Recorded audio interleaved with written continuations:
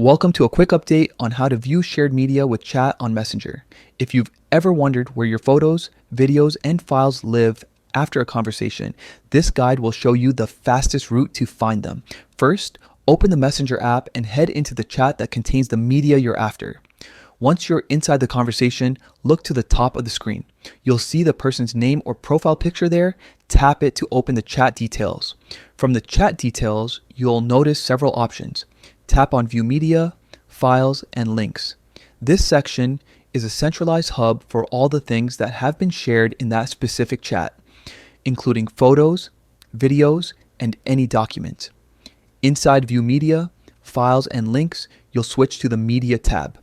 This tab is your quick access gallery for everything that's been exchanged visually in the conversation.